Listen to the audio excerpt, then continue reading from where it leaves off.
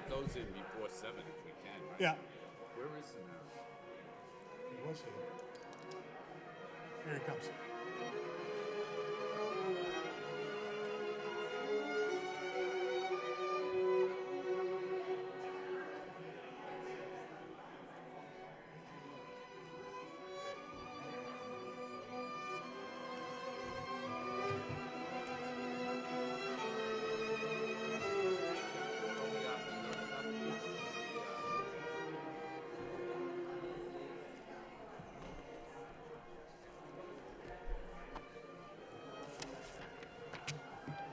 You good to go? Yeah.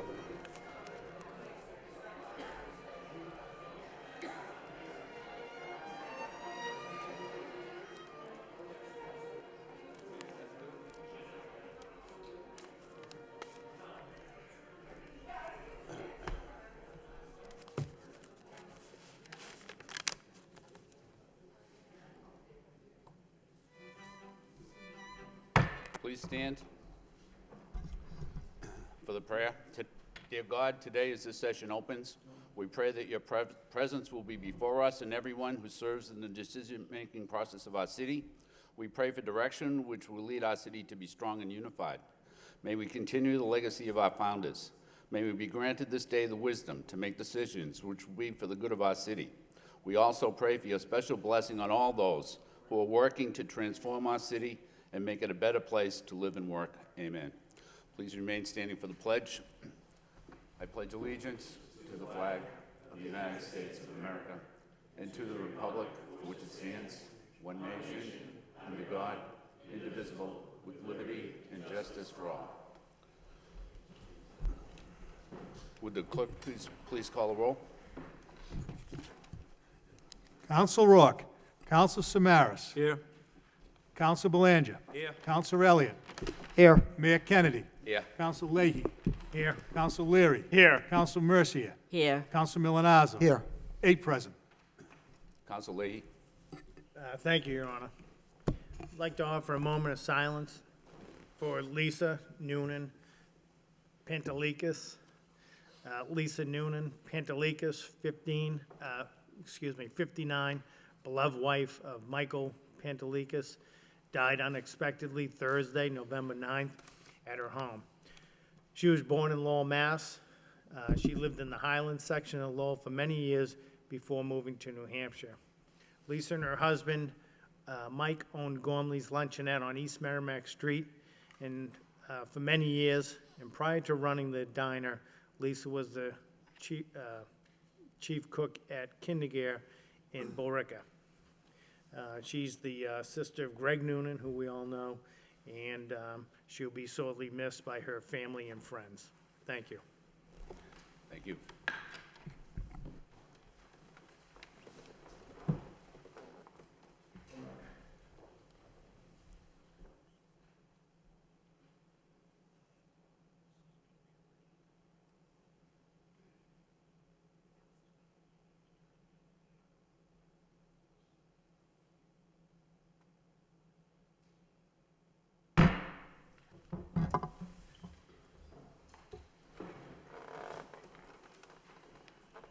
Counsel Mercier.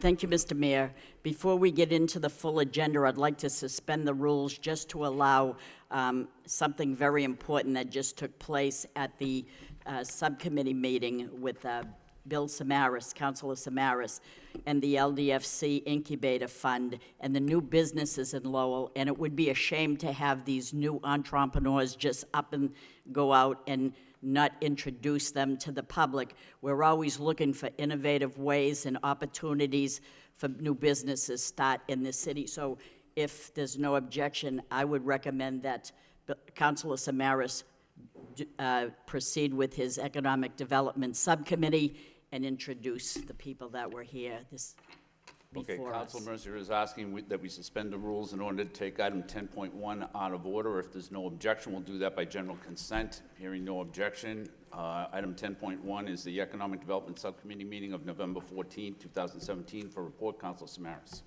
Thank you, Mayor Kennedy, and thank you, Councilor Mercier. And actually, Councilor Mercier did an excellent job about introducing what happened tonight. The Lowell the LDFC, the Lowell Development Finance Corporation, is a company, is a basically public bank in the city of Lowell that has reached out to help young entrepreneurs. These entrepreneurs are part of a program of the innovation technology that's taking place at the University of Lowell. And they've partnered up with the Lowell Plan and the LDFC to start their own companies. So rather than me trying to regurgitate some of the information that was presented to us, I'd like to ask Executive Director of the LDFC, Jim Cook, to just give a quick overview of how the loan program works, and then introduce these young entrepreneurs who presented us with some very exciting concepts that they have come out with. This was like being in Shark Tank, only I think we have businesses that have even a greater chance of success, and it bodes well for the future of Lowell. Mr. Cook, if you could just outline the role of the LDFC in its loan program. Good evening, Mr. Mayor, members of the council. You should have a packet on your desk where we highlighted the names of the 4 companies and basically what they do. We had an opportunity tonight to meet with the subcommittee, talk a little bit about the LDFC's Incubator Launch and Lowell program, which we started up earlier this year. And we got a number of the local banks and credit unions to basically put up $1 million to help us start and grow companies that are coming out of the innovation hub at the university. So the requirement was you have to go through that process. You have to be certified by the university. In fact, we get in writing that these companies are now ready to seek financing. We think the first 3 that you have heard tonight at the subcommittee are going to be the wave of the future. They've got some pretty exciting opportunities before them, and they're young entrepreneurs. They've created and patented, in some cases, a product, and we're hoping that soon, 10 years from now, you're going to be cutting a ribbon at some large office building that they're opening up, because they're growing so fast and exciting to be in Lowell. So one of the conditions of the loan is that they have to do their business in Lowell. They have to have their operation and headquarters here in our city. So we're confident that they're going to be successful. We've got a couple more that we'll be funding over the next month or 2. So it's just a great way to cement the partnership with the university and the city. Again, we rely on the Innovation Hub to do the groundwork. And would you like me to introduce the companies? So Yes, please. if I could, I'll start with, and I don't have your names in front of me, but this is Bowley and Torrey from Horsepower Technologies. And they were the first ones we funded several months ago, and they're off and running. What's your pleasure? Could they just give an outline, a quick outline? Just quickly. We'll do a very quick introduction. Thank you very much, Mr. Cook, and to the entire city of Lowell. We're thrilled to be here. Horsepower Technologies is an animal healthcare and technology company. We're located right here in the Innovation Hub. We took our loan from the LDFC and have parlayed that into a $5 million Series A round, which we're in the process of closing. We're taking our first product, Fast Track, and launching it in San Antonio, Texas, later this week at the American Association of Equine Practitioners meeting, and we couldn't be happier to bring horse technology right here in Lowell. Thank you.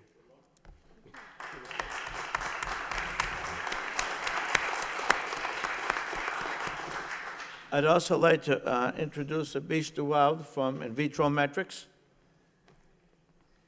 Hi, thank you for having me. My name is Abish Wild. I am a graduate from the PhD program of UMass Lowell. And with the collaboration of UMass Lowell, I have developed a system that will be used for cancer patients, that when they get their biopsy, that they can get additional information. So in top of having the normal test that you have, what we can do is we can take your cells and we can determine what treatment would work best for you. So we're very happy to be in Lowell. We've worked with the iHub, the M2D2, and we are currently located at the Boot Cotton Mills, and we're very happy to be bringing back technology to the mill areas. And, you know, we're very proud to be in this ecosystem with all the mentors and help and university that we have in Lowell. So thank you.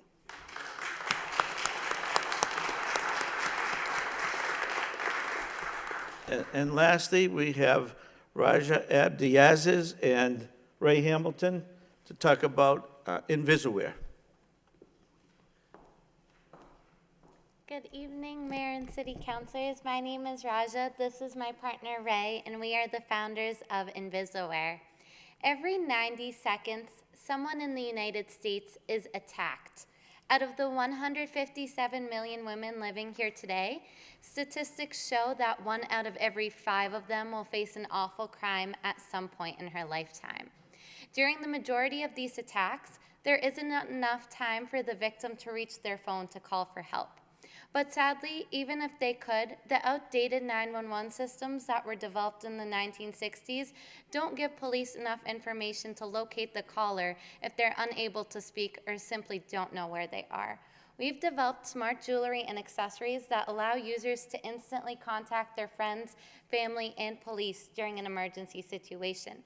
When double pressed, it sends a text message with your exact location to your pre-selected emergency contacts and can also connect them with 911 dispatchers closest to their location if they have the police feature enabled. We're very fortunate to be growing in the city of Lowell and thank the LDFC and the city for everything they provided us with. Thank you so much. But just before you leave, a question, before you leave, could you come back to the microphone? The one thing I thought was exciting about this, what's the monthly fee for a service like this? Sure, so there is 0 monthly fee. We're going to be launching the product in January. Anyone who's interested can sign up on our website at Invisaware, INVISAWEAR.com/shop. The pre-orders are going to range between $79 to $99 depending on how early on you sign up. And then once we're done with the pre-sales, the product will retail for $129. How many years have you been out of the university? So we have been a company a little over a year and a half. We originally started it as a class project at UMass Lowell. I just felt uncomfortable walking back to my car late at night because I'd watch the news and see the things that happen. So I wanted a product that would give me some peace of mind, but everything I could find was a big ugly panic button, similar to Life Alert. I wanted something discreet and stylish that could just give me some peace of mind, but also protect me in the event of an emergency. You graduated when? 2016. Feels like forever ago. That's my point. I mean, thank you for that. And thank you, Mr. Cook, for this. I mean, there's nothing that I could say to follow up this, but this bodes well for the future of Lowell. When you talk about partnerships, you're talking about the partnership with the University of Lowell, the LDFC, and the city. And this, if we're going to have a future in this city, it's like young entrepreneurs like yourselves and the presentations you made today.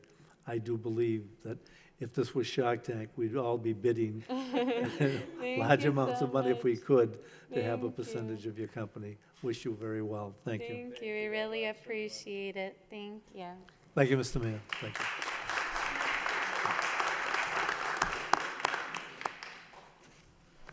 Thank you. I think as the mayor, I speak for the entire city council in thanking you for choosing Lowell. We're happy to have you be here and hope that you grow. So thank you very much and good luck. If there's no objection, the chair would also like to take item 4.2 and 11.4 out of order. Hearing no objection, we'll just do that by general consent. 4.2 is a request for an installation of a traffic light at the intersection of Perkins Street and Aiken Avenue, and we have a registered speaker.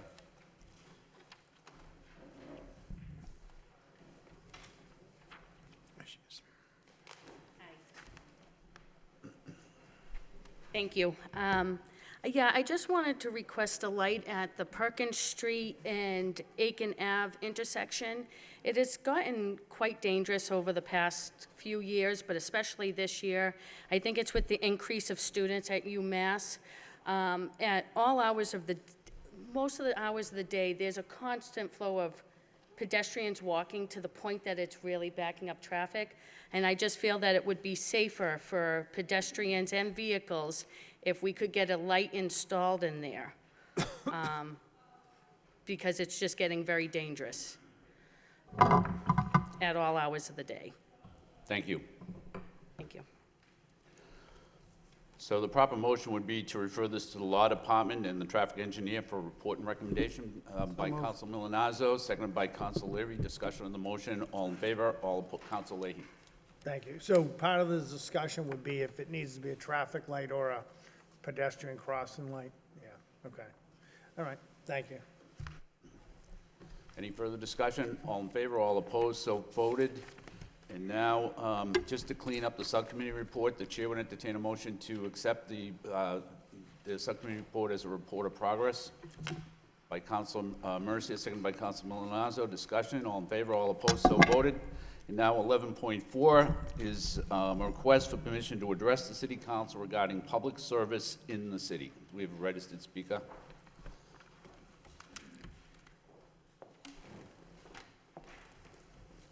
Thank you, Mr. Mayor.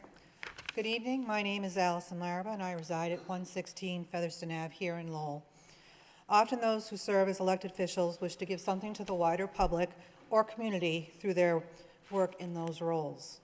Regardless of any other stated reason for running, all of you and our current school committee members believe that you could serve the city of Lowell and bring something to the process that would be to the benefit of the citizens of Lowell. Thank you for giving your time and efforts to the betterment of Lowell. I appreciate the difficulty the job presents and how hard it can be to promote what is the best interest of the cities and its citizens. I commend Mayor Kennedy, Councilors Leahy, Milonazo, and Samaras for standing up against a close vote that they felt did not represent the will of the citizens. That takes courage and fortitude, and I thank them. While I am a downtown supporter, if the vote had been reversed, I would have respected the councilors who supported the collie if they had done the same, because it is, after all, about your convictions as to what is best for the interest of the city and its people. That is what public service is about. Public service is not limited to elected officials. We saw that with the tremendous effort to collect signatures to place a referendum about the downtown location on the ballot. While the referendum was non-binding, the results were very clear about the support for a downtown location. As our elected officials, I respectfully ask that you respect the will of the voters and lead the way in healing the city. I ask that you come together with the current school committee and the newly elected council members and school committee members to start mapping our way forward. I ask these elected officials who supported the Colley site to bring forth the legitimate concerns that the Colley supporters have, and as a group, find the ways to alleviate those concerns. This is a time for all options to be on the table. It is no longer my way or your way, it's the way forward. Please do not come into these conversations with nevers. It is not constructive to the process, and it paints the never person as unyielding and unable to rise above personal beliefs to represent what is the will of the majority. And make no mistake, as a group, you represent all constituents, and it is your responsibility to lead the way to heal the great divide that this issue has caused our city. Thank you very much for your time. Thank you. The chair would entertain a motion to refer this, the address to the city manager for report and recommendation by Counsel Elliott, seconded by Counsel Leahy. Discussion on the motion. All in favor, all opposed, so voted. Next, we have the minutes of the city council meeting of November 7th for acceptance. We have a motion to accept. Placed on file by Counsel Mercia, seconded by Counsel Samaras. Discussion on the motion. All in favor, all opposed, so voted. Next, under auditor's business, we have a communication from the city auditor for the October year-to-date 2018 budget report. Do we have a motion to accept the report and place it on file by Counsel Milonazo, seconded by Counsel Samaras? Discussion on the motion. All in favor, all opposed, so voted. Next, under unfinished business, we have several communications from the city manager, items A through J. The first item is the Beach Street report. Is there any discussion regarding Beach Street? Counsel Mercia. I know that the different departments have addressed the issue there, but as of just the ending of last week, there still is, even though when there was an arrest, there still is things happening. I liken this to the graffiti. If you let it go, it just spirals. If you're on top of it, you don't see any more graffiti. But I think this is a situation where people should be on top of it. Once we start resting, they're going to start up again. I know this. I appreciate all the work that's been done, but I still think we need to be on top of this quite a bit. That every time they receive a call at the police department, you know, I'm tired of the police going there, telling people, you're not, you know, please, we're getting reports. And the minute they leave, they start up again. It's like laughing in the face of the police, and it disturbs me to think there's no respect there. So I think the police should be a little bit sterner with this. You know, if we have to come back again, we're not going to be too happy about it. You know, you got to send a message, and the neighbors are still enduring some of this, no matter with everything that's been done. So I appreciate that if we could just continue surveillance. Thank you. Thank you, Council. Councilor Elliott. I just want to ask you, Mr. Manager, I know you went over, there were a few building violations, code violations, or health violations. So at some point, we have a noise ordinance, and after repeated calls, is there some trigger where, you know, whether it's the city or someone else can begin an eviction process, rather than we're dedicating a uniformed police officer to that particular street, which I think is important, but, you know, we can't, it just seems like there's got to be a better process for this to stop, Mr. Manager. Yes, and as a matter of fact, this council passed an ordinance some time ago relative to repeated calls to a particular residence and how we can charge them for the amount it takes us to go to those. So we have to go against the landlord. And that's what we're going to do in the future, is to enforce that ordinance and make them pay, and that will hopefully stop them from having these tenants in the premises.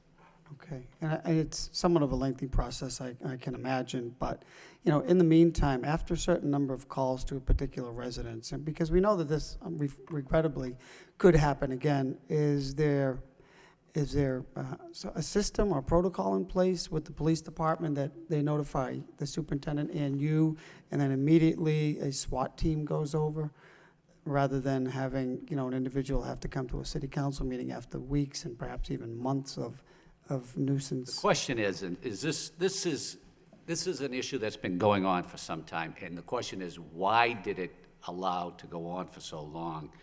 It seems like it slipped through the cracks. Is there some process that we have that would allow us to be for your staff to report you quicker about instances like this address and get them taken care of? Yes, through you, Mayor, to the manager and the city council. This particular address has been a chronic problem, and you can see from the response, we've taken a lot of steps. We've had a community meeting. We've been over there. Just within the last week, I think it was approximately a week ago, we made an arrest of an individual that was living in the principal residence at about 2 o'clock in the morning for disturbing the neighborhood. We will continue to monitor that and hold that person and the people that live there accountable when we go back. So I think we've taken a lot of the necessary steps. We'll certainly look at accumulation of the various calls there and make a recommendation in terms of the ordinance that was passed this year. And we will stay on top of it. We really will. I think the impetus at this point is on the landlord to work with the police department and the neighbors in the area and take the necessary action against the problem. Right. So is there something in the Larimore system where, Yep. you know, at some point, say it's 3 calls or 4 calls, or, you know, I mean, it shouldn't have to make that many calls, but that will send some notification to you or your staff through weekly reports? It says, guess what, look, we got a problem here. So what we do is every 2 weeks, we have a ComStat meeting where we go over crime and disorder in the city, and it's our ability to bring everybody together and try and find solutions to these issues. One of the components of that is a repeat call location, and so we go through those every 2 weeks, and we assign them out for follow-up and treatment. This has certainly been on the list, and we will continue to follow through on it. All right, thank you, Mr. Mayor. Thank you, Mr. Manager. Thank you. Any further discussion on on Beach Street? If not, we'll move on to item B, which is the effect of TIFs on economic development. Any discussion? Council Samaras. Thank you, Mayor Kennedy. I want to thank the manager for what I think is an excellent report on the purpose of a TIF. Mr. Manager, would you mind, though, the one thing is, we have our constituents that watch this council meeting, and I think many do understand what a TIF is, but I want to ensure that, because we use this language so often, and it talks about tax reductions and what have you, so sometimes I meet people and they say, well, you just keep cutting the taxes on these major companies. That's what it appears to be, when in fact it isn't. And, when is there a return for us? But there are 3 questions I'd like you to touch upon. And that's, describe a TIF and basically how it works, just to give that overview. Then if you could give an example how a TIF can be used in blighted areas, like old buildings, what that means. And actually the importance of job creation to qualified Lowell residents, how you use TIFs to ensure that Lowell residents are able to get jobs. And I think that's important for people. These are points that I don't think everybody really realizes. So if you could explain that, I'd appreciate that. No, that's an excellent question. First of all, a TIF, a tax incentive financing agreement, is not waiving real estate taxes on a piece of real estate. What a TIF says is that you still have to pay the tax bill on the existing building. But based upon the investment that you make in that building, we will give you a tax incentive. We will reduce your tax bill on the invested part, but only if you create jobs sufficient to satisfy our giving you that tax incentive financing agreement. So we're not waiving taxes. The taxpayer continues to pay taxes. It's an incentive for them to invest in the property and to create jobs for the residents of Lowell. As far as your second question, I think the Markley Group TIF that this council granted is the best example of taking a blighted area and using a TIF to help it. We all know that the Prince Spaghettiville building wasn't being used and it wasn't marketable. But then along came Markley, and they had a use for it for their data storage facility. And by giving a TIF to Markley, they located their company in Lowell and took this building that didn't have much of a use and turned it into a $200 million investment by the Markley Group, which over the life of the TIF is going to generate $12 million in new tax revenue to the city of Lowell. And I don't remember the third question. The third, about how you've included in the TIFs, given the company's TIFs, that they should hire qualified Lowell people. I think that's important. Let me give you a perfect example, is Kronos. We gave Kronos a TIF to locate at the Cross Point Towers. With that came 1,700 jobs from their Chelmsford facilities. But we said, if you're going to maintain this TIF and continue to get it, you have to create 400 more new jobs in the next 5 years. So not only are they going to be bringing 1,700 jobs to the city, they're going to be creating 400 new jobs, and under the terms of the TIF, giving preference to Lowell residents. So it's a great, we don't have a lot of natural resources in the city of Lowell to attract businesses, but we've got a talented workforce, and we have tax incentive finance agreements that can attract these businesses. And it's perfect example. There's 6 listed in this report. Just think of these big names that have come to Lowell because of the TIFs that this city council has given. Kronos, Maycom, the Markley Group, Metrographics, Plenus Group, that's Boston Chowder, and Somerset Industries. So it's been a great, great incentive that the council has used to attract businesses and, just as importantly, to keep local businesses here like Boston Chowder. So it's been a great tool.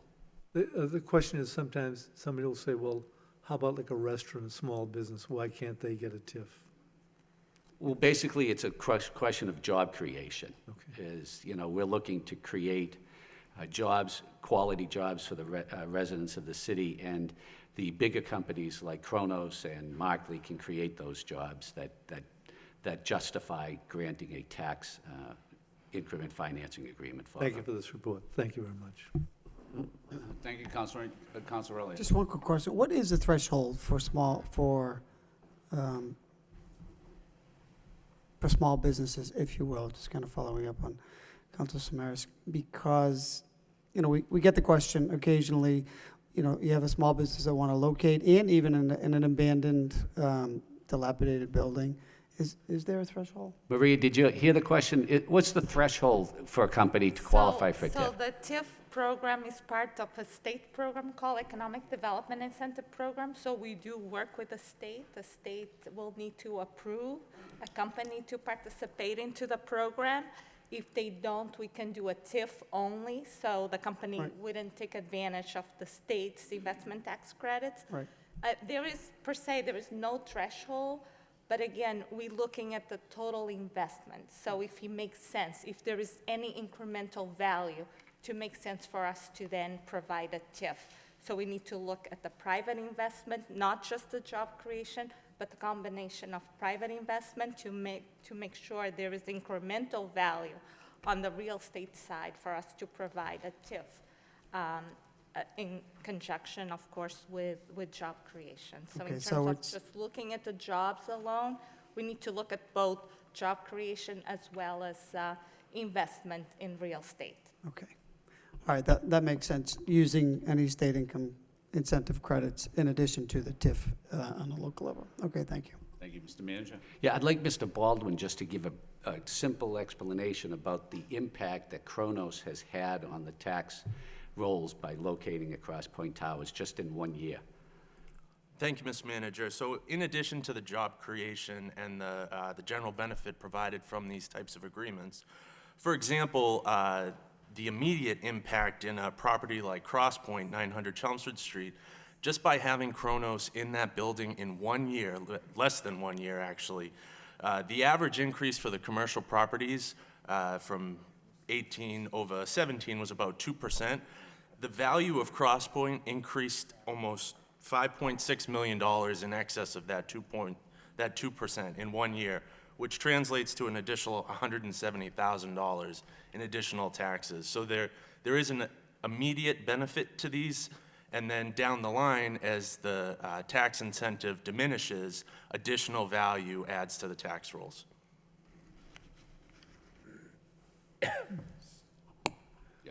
Sorry, just one more quick question. So, Kronos came from Chelmsford, and they came because of the tax incentives. Do we, not that we're gonna go around looking to poach big companies, but why shouldn't we, if we know that the tax rate in a particular town is pretty significant and we could get them to locate here? Do we have any vehicle or any process in planning development to look at some of those companies and maybe try to reach out to them to say, hey, look, we have space here that we'd like to introduce you to? Oh, yeah, that's our outreach program that we do, and we're starting to concentrate on the, like the Biotechnology Council meetings and those type of meetings, to go and network and see companies that are trying to, that are locating or need to expand their premises, and reach out to them and ask them to come to Lowell. Oh, so it's the expansion component that really would trigger that. Okay, great. Thank you. Thank you, Council Belanger. Thank you, Mr. Mayor. I'd like to dovetail on Councilor Elliott's remarks now. Mr. Manager, just a few weeks ago, we received a grant to hire more or less what would be an outreach business manager to go to be proactive and attend conferences to help this cause. And TIF is been a valuable tool to this council in the last 3-4 years, and there's results to prove it, that we're competing for the same thing that everybody along Route 3 is in southern New Hampshire, and we've got to be aggressive, and this administration and this council has achieved that. So, Mr. Manager, on this new position, how soon can we expect that to come into fruition? Well, we haven't gotten the grant yet. We're actually applying for it. It's this week is the first step in applying for the grant. We're positive that we're going to be able to do it, but we haven't gotten the grant yet. But as soon as we do, I'll certainly report to the council that we got it and what we plan that individual to. Well, we plan to spur the Hamilton Canal Innovation District. That's the basis of the application. But we'll report to the council as soon as we get any good news. Thank you. Thank you. Councilman Milazzo. Thank you, Mr. Mayor. As Councilor Savara said, this is an excellent report. I have a question on the 6 companies that are listed here. They all seem to be moving along fine. 4 of them have 10-year TIFs. One of them has a 12-year TIF. And the Mockley Group, which is really the 800-pound gorilla, has a 20-year TIF. Are you, at this point, I think it's been, a couple of years, are you and your administration comfortable that they're meeting their goals, bringing companies, not companies, but having companies sign on to their software so that we do get, again, you're looking at a $110 million increase in property values over the life of the TIF. So I guess my question is, are they on schedule? Absolutely. They're reticent to give us the names of their company for secrecy reasons, but everything we see is that they're expanding.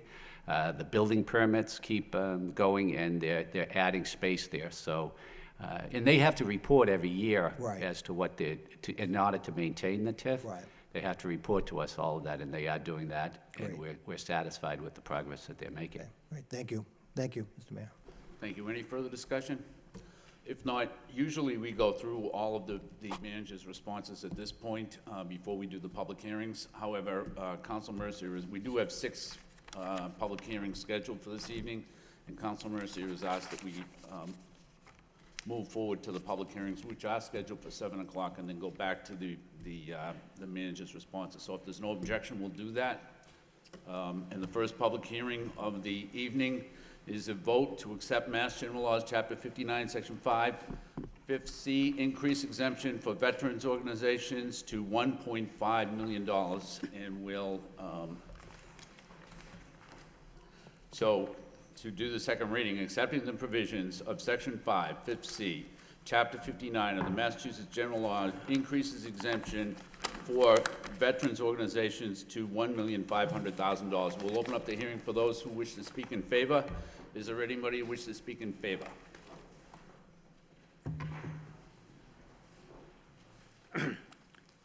Mayor Kennedy, councilors, and city manager, my name is James Golden.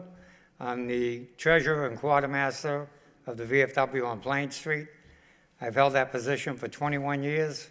I'm also the bar manager, and I've held that position for 42 years. I've been in that building since they opened it in 1957. We've been there 60 years. We've had good times, and now it's kind of slow. It's not like it used to be. This House bill was passed about 20 years ago on a 158-0 vote. We've been trying to get this instituted by the city, but we haven't done it yet. We've been working with the city manager's office to put a new building up on our property, and this is all along with the Tanner Street realignment. We're swapping property with the building. That's going to come up later on. We're swapping it with the city. There's no money being involved. There's going to be 3 parcels up there. One's going to the city, one's going to be ours for our new building, and one's going to be for a general contractor who's going to put a 4,000 square foot building on that spot, which would generate more tax revenue for the city than what we're paying right now.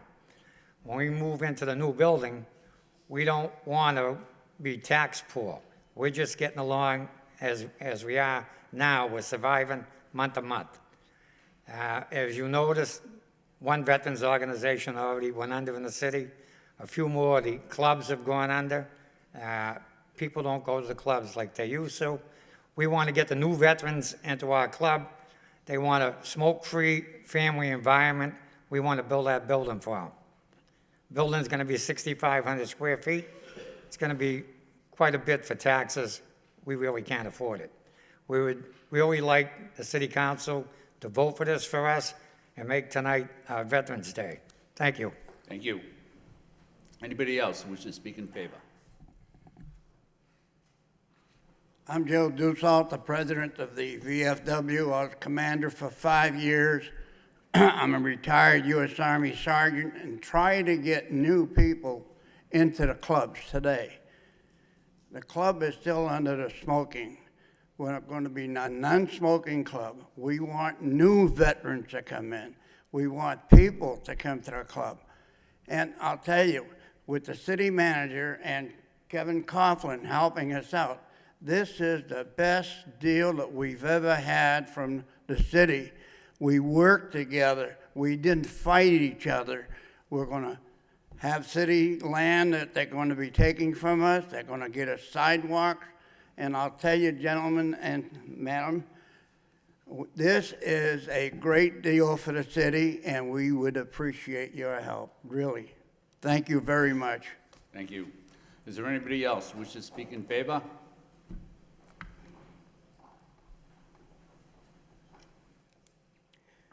Good evening. I'm Sam Polton, and although I reside at 16 Berkeley Drive in Chelmsford, I'm also a property owner in Lowell at 61 Market Street and 280 Totman Road. I'm a proud graduate of Lowell High School. I won't mention the class. I'm also the commander of Lowell Post 28 of the Jewish War Veterans. And I'm a proud father of an Iraqi vet who will spend this Thanksgiving overseas rather than with his family. It's his inspiration and the inspiration of my brothers who are sitting here, veterans of the Korean War, as my father was a veteran of World War II, that bring me here to ask you to unanimously endorse Provision 5 of Mass General Laws that will allow the exemption to be increased to $1,500,000.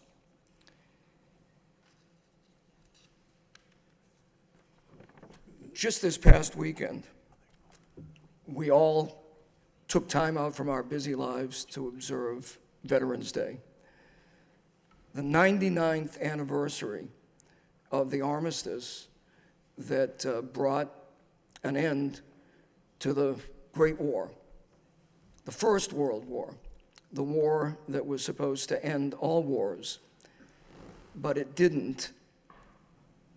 And because it didn't, millions of veterans joined the hundreds of thousands of veterans that had come before them. Men and women like these men who volunteered to put themselves at risk, standing between us and those that would do us harm. Since the end of the Second World War, hundreds of thousands of men and women, our friends and neighbors, have answered our country's call once again. George Washington said, and I'd quote, "The willingness with which our young people are likely to serve in any war, no matter how justified, shall be directly proportional to how they perceive veterans of earlier wars were treated and appreciated by our nation." All weekend, people said, "Please thank a veteran." Just a few days after that weekend, you men and women have a unique opportunity to not just say thank you, but actually do something that will allow veterans organizations, veterans posts, not just the VFW post, but any post, to be able to keep going, to be able to exist, to do good work for those that came before them and inspire those who are coming after them. As my colleagues have said, the membership is down. I'm actually one of the younger members of the Post. We need to attract new members to a smoke-free, family-oriented, state-of-the-art new building, but to have to pay additional tax on those improvements is simply just not right. So I urge a unanimous vote to not just say thank you to these men and the women that are members of these posts, but to serve as that inspiration, to serve as that example that George Washington mentioned, because by doing something good on this motion, on this vote, We're guaranteeing that future generations will be ready, willing, and able to stand up and answer the call. They'll look back at what you did tonight and say, you know what? They did more than say thank you.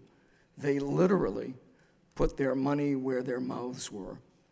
I urge you to adopt the provisions of the Mass General Law and honor the men who sit to my left.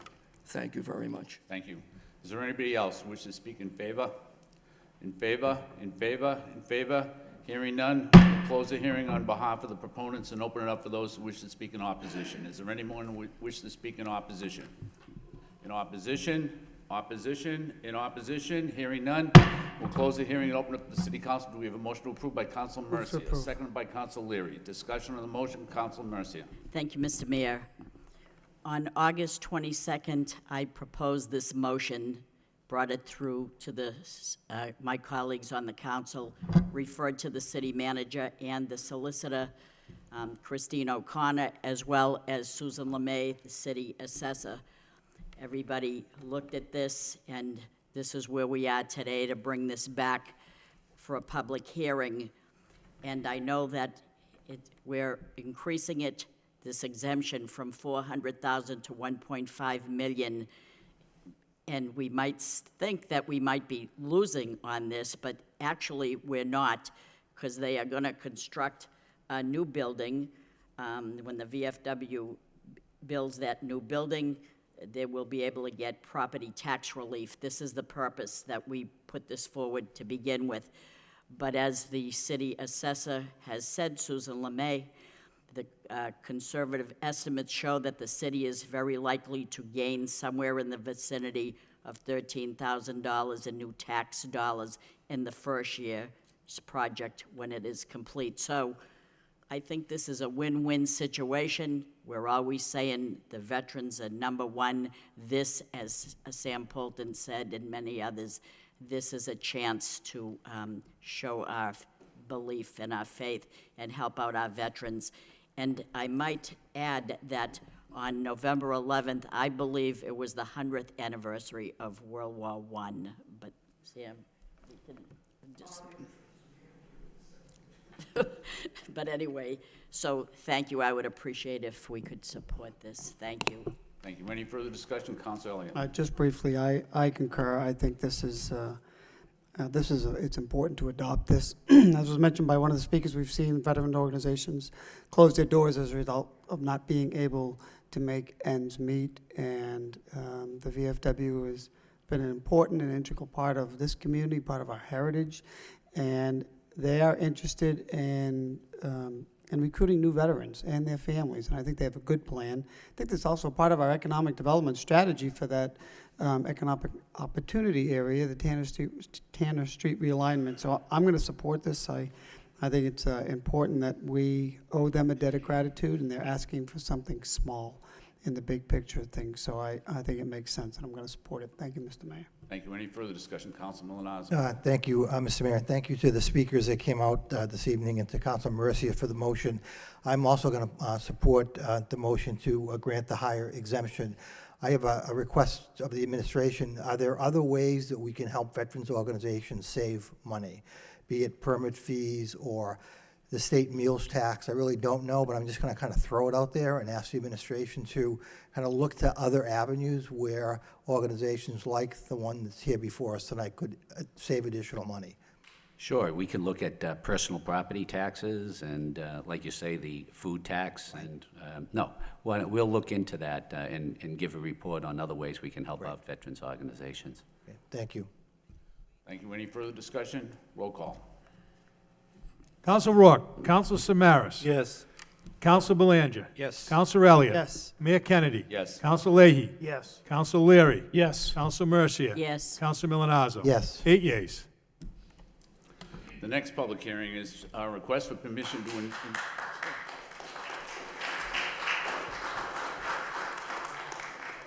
request to install an underground conduit at a manhole at 43 Market Street. We'll open up the hearing for those who wish to speak in favor. Is there anyone who wishes to speak in favor?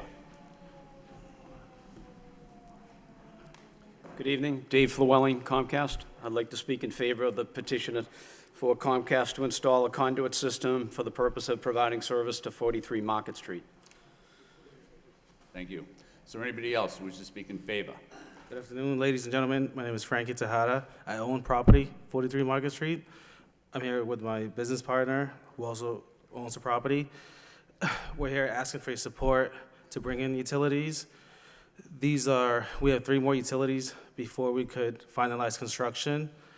And if we're able to get your support here tonight, then we're getting closer to finally opening the building and have it ready for rentals and for the restaurant on the first floor. Not sure if you guys have any questions or...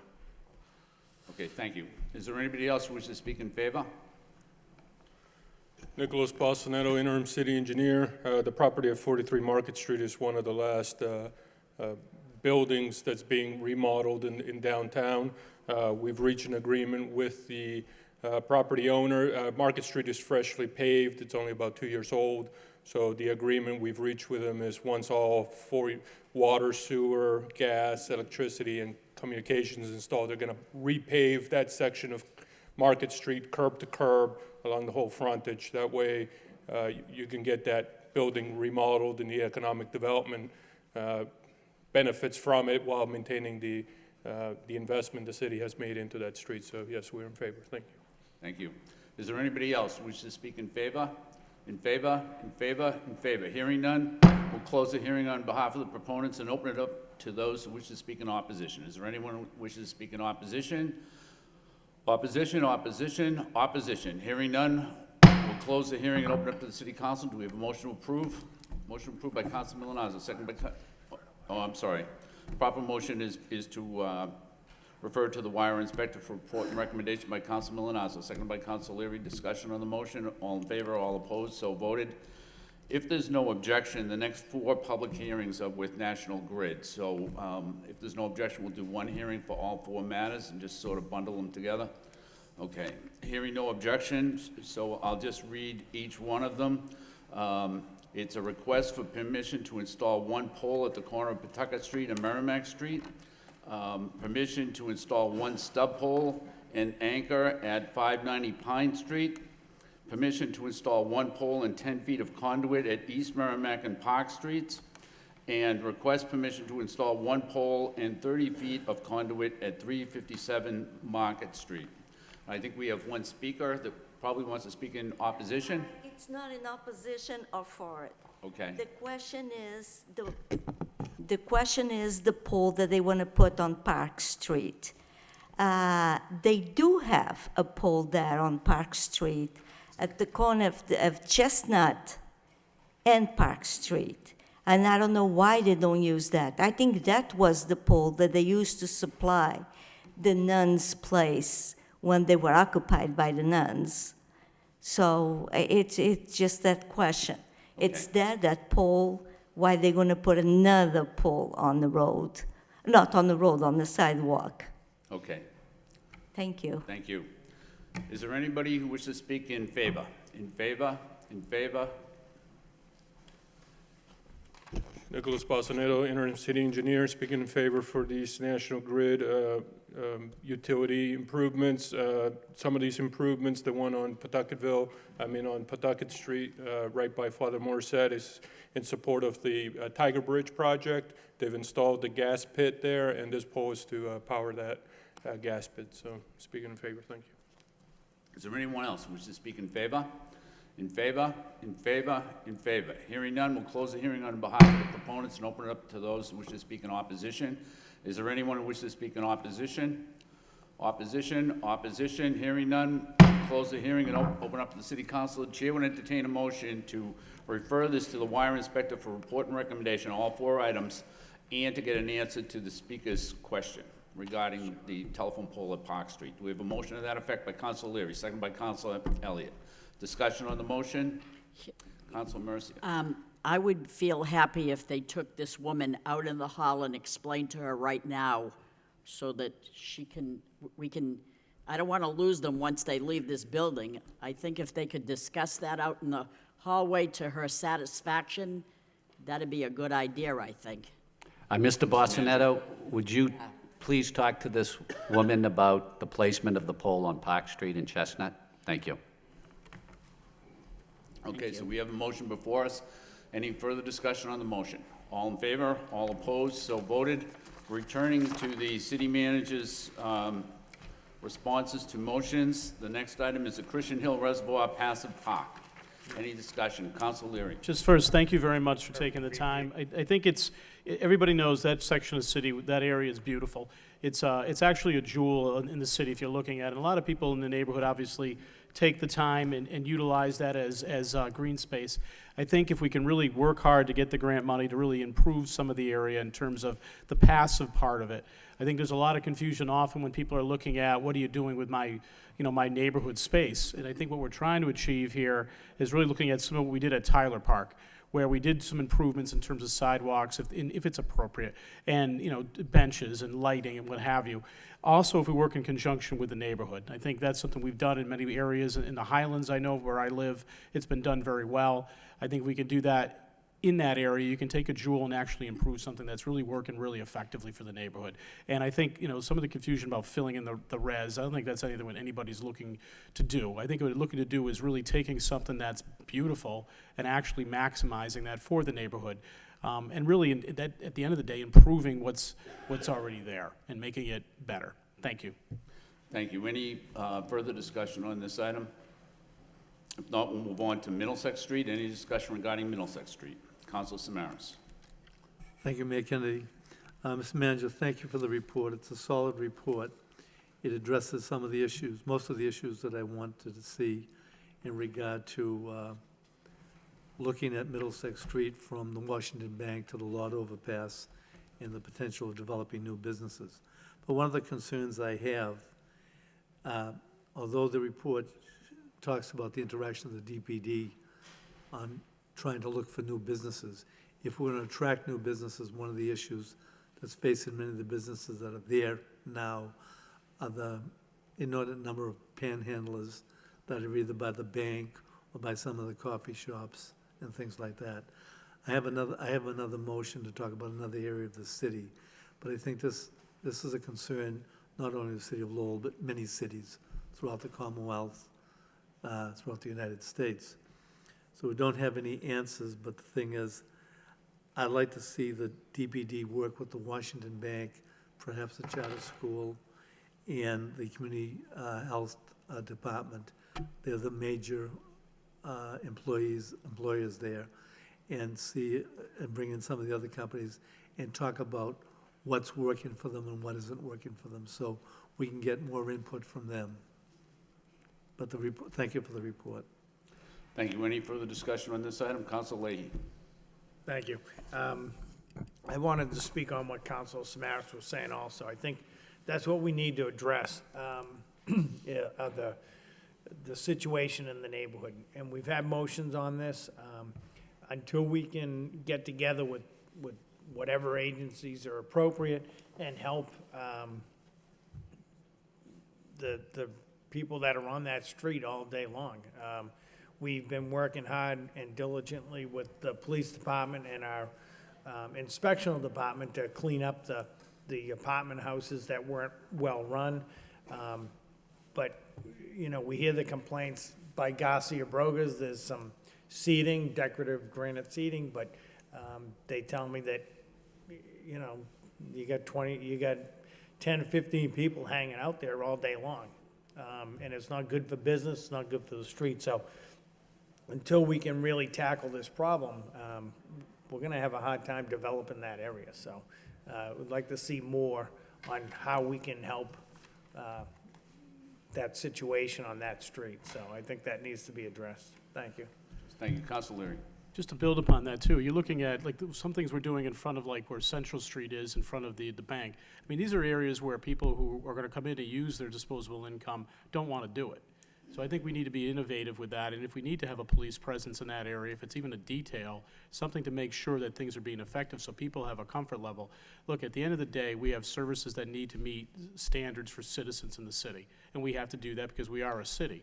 But you also can't be having people like congregating right outside that mark. I've seen people falling asleep and passed out in front of that during the morning, and that's not something you want to have done. When you come walking in to try to get a cup of coffee at one of the shops, and you have somebody sleeping in the doorway, it's not appropriate. It's not something that's going to be conducive to someone who wants to start a business, and that's stuff that we need to stop. Again, we can feed the services and build with the services that are there. I think that needs to be done. We're a city, but we need to improve upon it, and if we have to spend a little bit of income to do that, then we need to do that. Thank you. Thank you. Any further discussion on this item? If not, we'll move on to the flag drop box. Any discussion regarding the flag drop box? Council Mercy. Thank you, Mr. Mayor. I just want to inform the public that through Veterans Agent Eric Lamache, he informed the City Council through the manager's office that the Greater Lowell Technical High School students in metal fabrication in their shop, they will design and build 2 metal drop boxes, and it should be completed by February, where they would put one at the Senior Center and one at City Hall. This was the Veterans Commission, and they expressed that desire for those 2 locations. So thank you very much. I think this is a good idea. Not everybody knows that there's a place at the cemetery to bring that, and they have on Flag Day, a flag burning. So if you're in the City Hall to pay a bill, and I have some tattered flags at home too, come into the City Council meeting, I'll just drop it off when the time comes. So that's a good thing. It's respect for our flag, and I think this is a good idea. Thank you. Thank you. Councilor Elliott.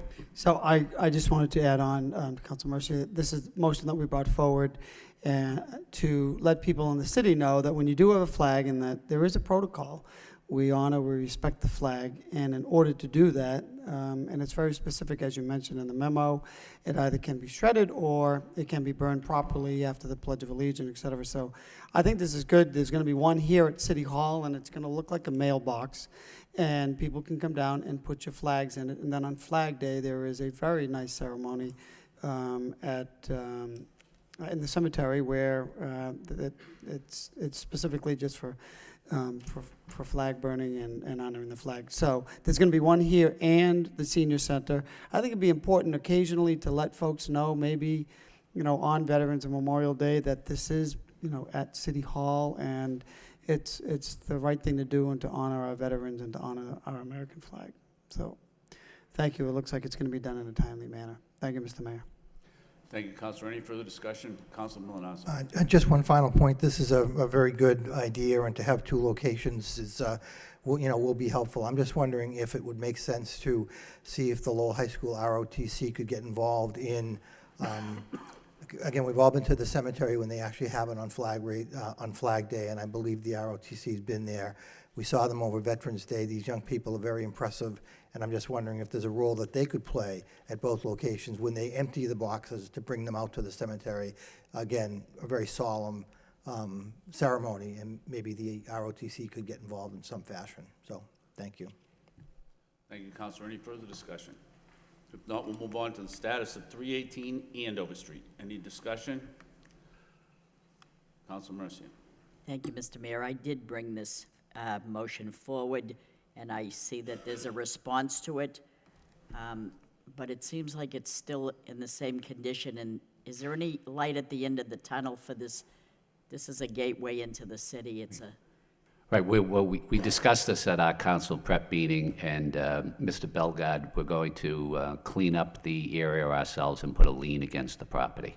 Because I went out there myself, and with a little TLC, it'll look a lot better. Sure, so thank you. we're going to do that and put a lien against the property. Thank you so much. Thank you. Any further discussion? If not, we'll move on to Stromquist Avenue and South Street, 60-day trial.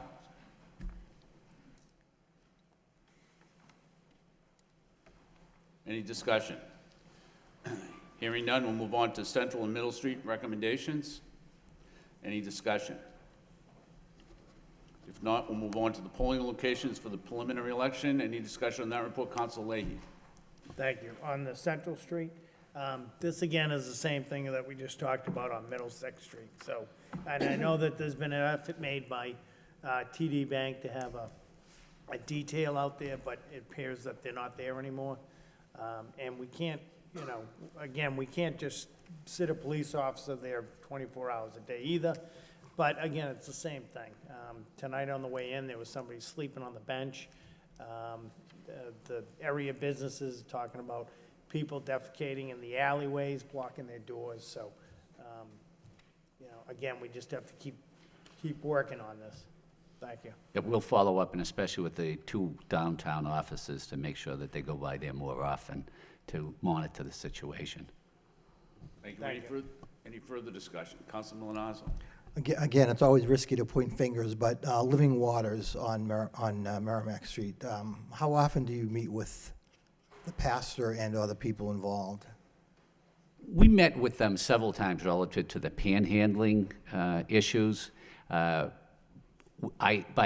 in response to one of Councilor Samaras' motion, we're going to sit down with them again, because I think some of the problems at Kirk Street and Lucy Lock and Parkway are directly related to Living Waters, and I plan to talk to them and see what we can do to clean it up. Okay, thank you. Councilor Samaras? Thank you. Actually, I mean, this speaks to my motion too, so I might as well, you know, get on board at this point. You know, when we talk about the panhandlers and the poor, we do have, Mr. Manager, a moral responsibility to take care of these people. But what has been happening now, when Councilor Milonazo talks about Living Waters and what have you in that area there are now afternoon lunch programs there that are bringing in far more people than the area was bringing in before. I think there's some programs that are not certified to give out the free lunches and what have you. And after the lunches are done with, there's a number of issues that have been happening that our police are expected to take care of. And it's happening right there on Merrimack Street, by the corner of Merrimack and Kirk Street. But it's also happening at Merrimack Street and Central Street by Dunkin' Donuts. Young women are being put upon, name-calling, all kinds of things that are outrageous. And this is not particular to Lowell. This is a problem that I stated before that is in our state, in our country. It's literally a problem in many of the cities all over the world. And there's no easy answer to this. But on my thinking, Mr. Manager, you have nonprofits like Community Teamwork, you have the Community Health Program, you have the CVA, and from a lot of observations and working with those groups, they are programs that run their programs very well. They do a good job. Yet, when you look at a program like, you know, as mentioned by Mr. Milonazo and other programs like that, these programs are not run well. And there are a lot of consequences because of that. So what I'm asking, Mr. Manager, is it possible to come together with programs like Community Teamwork, CVA, the leadership of those programs, Community Health, to talk about why they are successful and allow them to talk about why they feel some of these other programs are not successful. We just can't depend on our police to say, go out, arrest these people. We've got to do something about it. But there are programs that have dealt with it well, and there are programs that haven't. The Transitional Living Center on Middlesex Street is an example of, yes, they feed them, and they give them a place to sleep at nighttime, but they put them out for the rest of the day with no programs, no activities. And that's a large organization, a large, very successful and well-endowed financial organization or a nonprofit. But they don't seem to be spending their money here in Lowell. So I'm asking you, maybe this is something different. We can get the programs that are working here in Lowell, work with them and see if we can come up with in other words, come up with something where we say, okay, to the police, this is how far you can go, this is where you can go. These are programs that we can support and take them off the street. These are programs that don't work. We've got to attack those programs. We've got to deal with it. We can't let it go. Thank you, Councilor. Any further discussion on this item? Councilor Leahy. I just wanted to add that, you know, these are the discussions that need to happen, because if you drive downtown, maybe 1:30 in the afternoon after lunch gets out at Living Waters, and a group of people just come out and they cross the street without looking.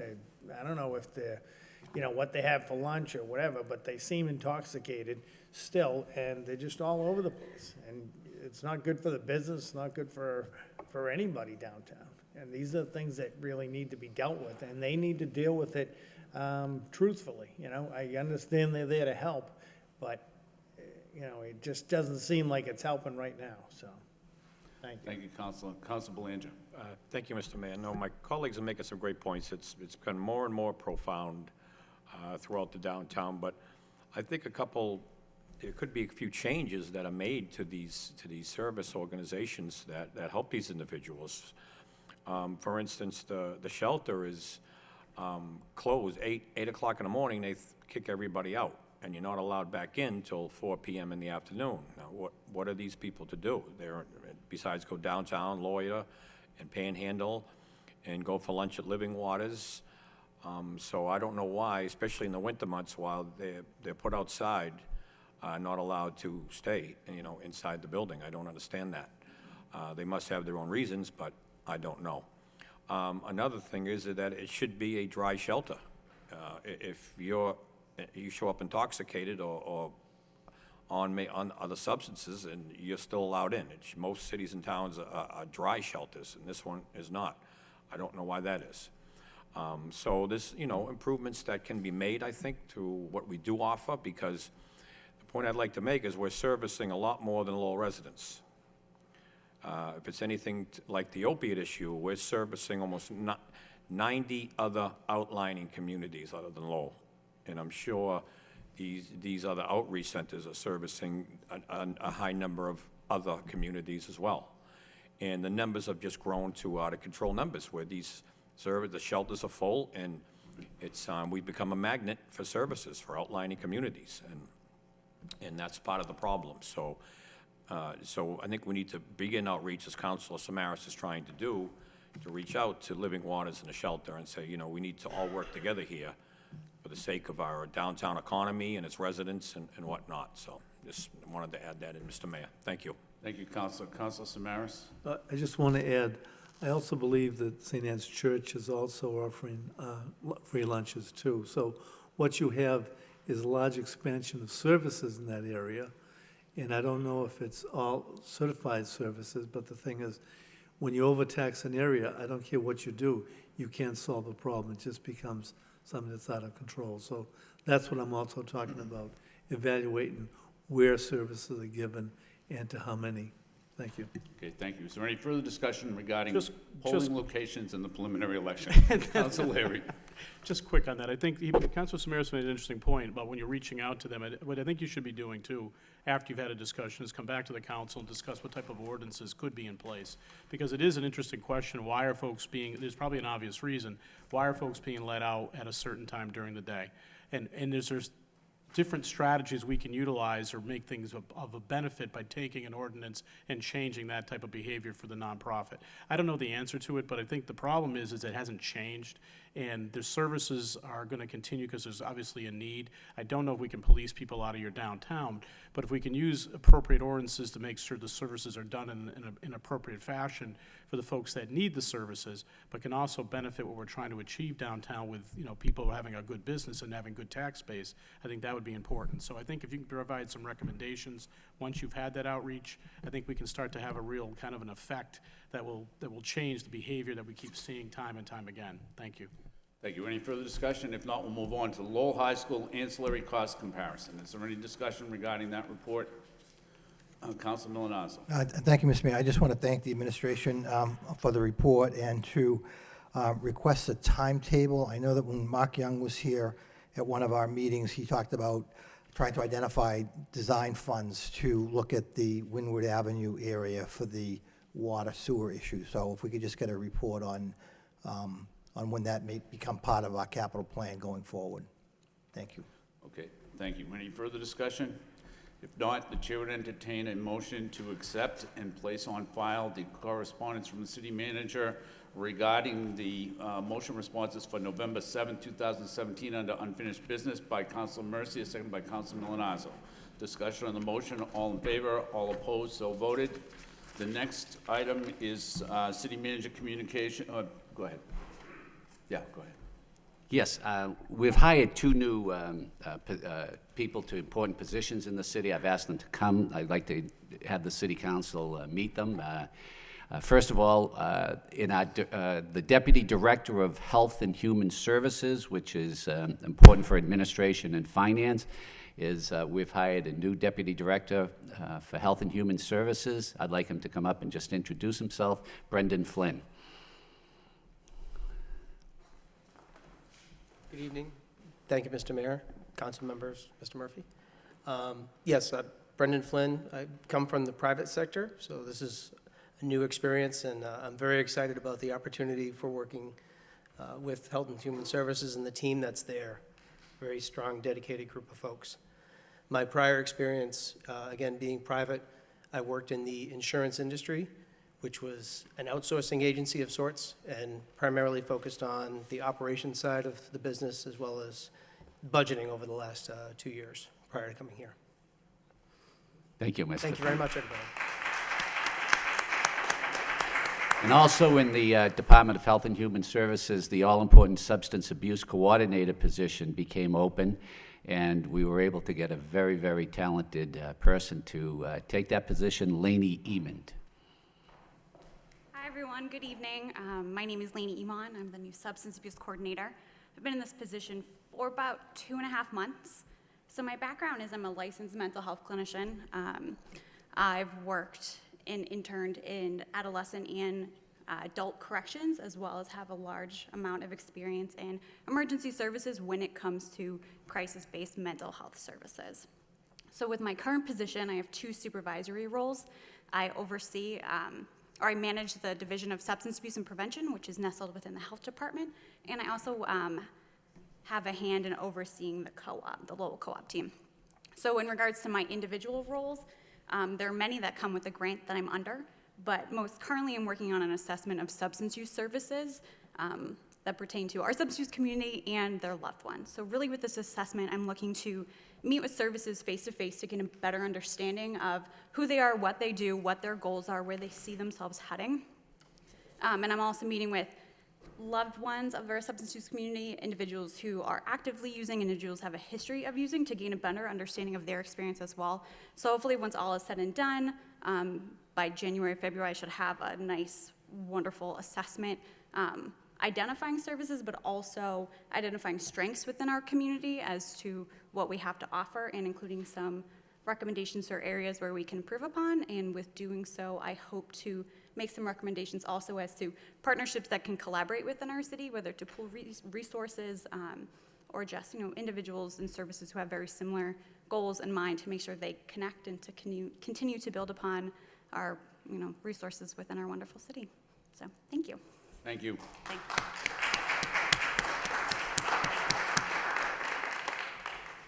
Before we continue on, are we all set with the poll on Park Street?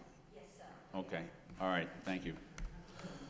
Now we'll take up the manager's communications for for this week, items A through C. The first one is the sizzling kitchen sidewalk. Any discussion? Hearing none, the next one is the letter of support for the community. Mr. Mayor? No, just, Councilor Samaras. I just want to thank the city manager, and I was wondering why it took so long to fix that sidewalk, but it really wasn't our job. But it looks like it'll be handled, because I thought it was quite dangerous. And actually, Councilor Belanger and myself had made note of that a while back, and so I appreciate this being handled. Thank you. Thank you. Any further discussion?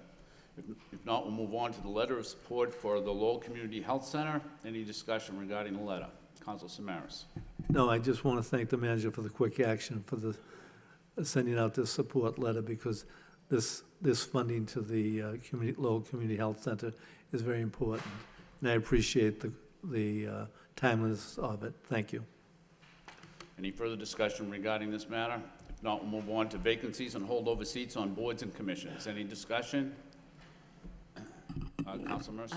I just have a suggestion, and some time ago, probably years ago, we got a list of all the boards and all the members that are on it. Could we have another upgrade of that for the full council to look at that, and the dates that they expire, that they're serving till this date and that expiring that date?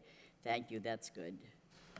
Okay, any further discussion? If not, Chair would entertain a motion to accept the communications from City Manager, place them on file by Council Milonazo, seconded by Council Samaras. Discussion on the motion, all in favor, all opposed, so voted. Next is a communication to appoint Michael L. Peasley to the Veterans Commission. Do we have a motion to approve? Motion approved by Council Mercia, seconded by Council Larry. Discussion on the motion, roll call. Council Rourke. Councilor Samaras. Yes. Council Belanger. Yes. Councilor Elliott. Yes. Mayor Kennedy. Yes. Council Leahy. Yes. Council Leary. Yes. Council Mercia. Yes. Council Milonazo. Yes. That's 8 yeas. Next, we have a communication to reappoint Crystal Arnott and appoint Christopher Husgen, Lieutenant Gendro, and Rodney Elliott to the Animal Advisory Committee. Do we have a motion approved by Council Leary, seconded by Council Elliott? Roll call. Discussion. Roll call. Council Rourke. Council Samaras. Yes. Council Belanger. Yes. Councilor Elliott. Yes. Mayor Kennedy. Yes. Council Leahy. Yes. Council Leary. Yes. Council Mercia. Yes. Council Milonazo. Yes. That's 8 yeas. Next, we have a vote to accept parcels 1A and 1B, also known as certain portions of 199 Plain Street in Lowell from the Veterans of Foreign Wars. If there's no objection, we'll waive the full first reading and go to the second reading, authorizing the city manager in the name and behalf of the city of Lowell to accept certain parcels of land situated at parcel 1A and parcel 1B, also known as certain portions of 190 Plain Street, Lowell, Massachusetts, from the Veterans of Foreign Wars. So we have a motion to approve. Motion approved by Council Leary, second by Council Milonazo. Discussion on the motion, or roll call. Council Rourke. Council Samaras. Yes. Council Belanger. Yes. Councilor Elliott. Yes. Mayor Kennedy. Yes. Council Leahy. Yes. Council Leary. Yes. Council Mercia. Yes. Council Milonazo. Yes. 8 yeas. Next, we have a vote authorizing the city manager to execute a license agreement with Massachusetts Electric Company at 4 Lowell Connector. If there's no objection, we'll waive the full first reading and go to the second reading, authorizing the city manager to enter into a license agreement with the Massachusetts Electric Company, having a place of business at 40 Sylvan Road in Waltham, Mass., and who is the owner of a certain parcel of real property at 4 Lowell Connector, located in Lowell, Middlesex County, Massachusetts, more particularly described in a deed from Charles Freeman to the Lowell Electric Light Corporation, merged into the Merrimack Essex Electric Company, and Merrimack Essex Electric Company merged into MEC. Do we have a motion to approve? Motion approved by Council Leary, second by Council Leahy. Discussion on the motion. Roll call. Council Rourke. Council Samaras. Yes. Council Belanger. Yes. Councilor Elliott. Yes. Mayor Kennedy. Yes. Council Leahy. Yes. Council Leary. Yes. Council Mercia. Yes. Council Milonazo. Yes. That's 8 yeas. Next, we have a vote authorizing the city manager to execute a temporary accent agreement with Landplex LLC for 1254 Bonham Avenue soil testing and drainage design. If there's no objection, we'll waive the full first reading, go to the second reading, authorizing the city manager to execute a temporary access agreement between the city of Lowell and Landplex LLC relative to 1254 Bonham Avenue. Do we have a motion to approve? Motion approved by Council Leary, second by Council Leahy. Discussion on the motion, roll call. Council Rourke. Council Samaras. Yes. Council Belanger. Yes. Council Elliott. Yes. Mayor Kennedy. Yes. Council Leahy. Yes. Council Leary. Yes. Council Mercia. Yes. Council Milonazo. Yes. That's 8 yeas. Next, we have an order to abandon a portion of Montreal Street, to vacate, discontinue, and abandon certain public interest rights and easements in a portion of Montreal Street in the city of Lowell, Massachusetts. Chair would entertain a motion to refer to a public hearing on December 5th at 7 p.m. by Council Mercia, seconded by Council Milonazo. Discussion on the motion. All in favor, all opposed, so voted. Next, under petitions, we have 2 property claims. Chair would entertain a motion to refer to the Law Department for report and recommendation by Council Belanger, seconded by Council Elliott. Discussion on the motion. All in favor, all opposed, so voted. Next, under miscellaneous, we have a request for the replacement of a one-way sign at Wyndon Street. Chair would entertain a motion to refer to the traffic engineer for report and recommendation by Council Samaras, seconded by Council Milonazo. Discussion on the motion, all in favor, all opposed, so voted. Next is a request to repair of a handicap crosswalk between River Place and Lowell High School. Chair would entertain a motion to refer to the traffic engineer for report and recommendation by Councilor Belanger, seconded by Councilor Leary. Discussion on the motion, all in favor, all opposed, so voted. Next, City Council motions. The first motion of the evening is by Councilor Samaras, requested City Manager investigate and report on any problem activities in the vicinity of Kirk and Merrimack Street, as well as the Merrimack and Central Streets. Seconded by Councilor Leary. Councilor Samaras. No, I think we've discussed that enough tonight. I mean, that was part of many issues all over the city, but as I stated again, I think this is something that we have to deal with, and we should deal with it as soon as possible. But we do have agencies that do a great job, and let's work with them and go from there. Thank you. Thank you. Councilor Mercy. Oh, any further discussion on the motion? All in favor, all opposed, so voted.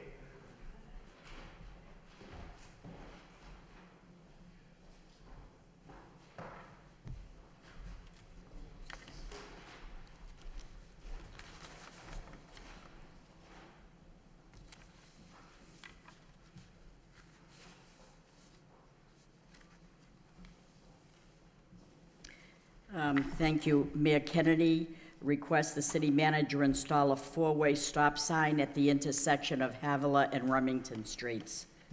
Seconded by Jim Leary. Thank you. I think the motion speaks for itself. There was a request into the mayor's office, or actually to me personally, by someone that lived in the general vicinity who thought that was becoming a dangerous intersection just because of the traffic, and that and that we should probably take a look at whether or not it would be appropriate to have a four-way stop sign there. Any discussion on this motion? Motion, all those in favor of the motion signify by saying aye. All those opposed, motion carries. Next motion by Mayor Kennedy, request city manager instruct the proper department to provide the city council and the school committee with a schedule of regular periodic maintenance at all schools in Lowell, seconded by Councilor Leahy. Mr. Mayor. Thank you, Madam Chairperson. The reason for this motion, Mr. Manager, as you can probably figure out, is because there was a lot of commotion over the past couple of weeks about the heating systems in the school, in some of the school buildings. And although I think a lot of it was somewhat hysterical and certainly wasn't, and was unfounded, it still would be a good idea to have a regular maintenance schedule, so that we're not checking on the heat on the first cold day of the year, and rather making sure that the heating systems work probably in September is what makes sense to me. And we weren't really doing that, and I don't know really what the situation was, but I just think going forward that it would be good if we could get on a regular schedule like that, so that we check the heat and other maintenance issues regarding the major building systems in the buildings. For instance, leaky roofs or anything else like that. So that's the reason for the motion. I just think going forward, there's been a lot of discussion over the past several months regarding the maintenance of effort and regarding some of the school buildings. And I just think it would be good to have a schedule like that going forward, so that everybody knows that things have been checked and looked at before the schools open. Councilor Leary. No, I think it's a good motion. I guess, quick question, where are we with the motion we had regarding combining the maintenance department and the custodial staff? I know you had it out to a consultant to review. What timeline do you think that'll be coming in? We've hired the Collins Center to do a study of that, along with efficiencies that we can do. What's the timetable you have for that? We're hoping to have a final report by February. Okay. This is something that happens, this is like an annual event. This is nothing new. So, it just happens everywhere, and it happens at different schools over and over again. We need, as a city, to really reorganize what we're doing, align our middle management appropriately, and then we're going to find out, once we've done that appropriately, that we're going to need more costs to go into it, because we're probably not funding these resources appropriately with the skill sets that need to maintain the equipment that we have. If you go from one school to one building to the next, they're all different pieces of equipment. But before we can put more money into it and give anybody the confidence that it's going to work, we need to realign it. And I look at, when we brought this motion forward and it passed, we're looking at the city or the town of Lexington did it. And it was done in a way that it really works. It's actually effective. Not only is it effective, but it also benefits some of the staff as well. But at the end of the day, I like the idea that you're going through the Collins Center to do it, because what we've done is I've sat here with Councilor Leahy. I know when we had Mayor Milanazzo and different folks and Mayor Elliott, this is something that happens every year. So it's not something new. It's not an administration issue. I think if you can take this challenge and really rethink how we're doing it, maybe we can have some vast improvements across the board. Thank you. Councilor Milanazzo. Thank you, Madam Chair. It is a good motion. I will support the motion.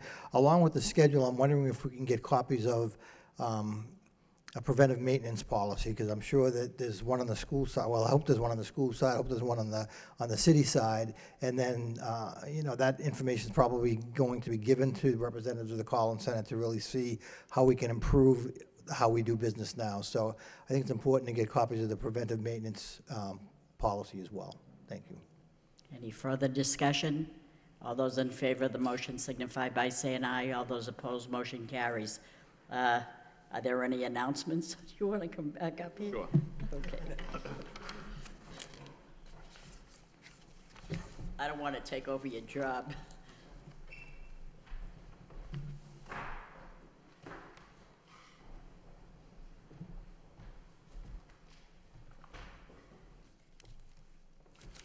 Are there any announcements?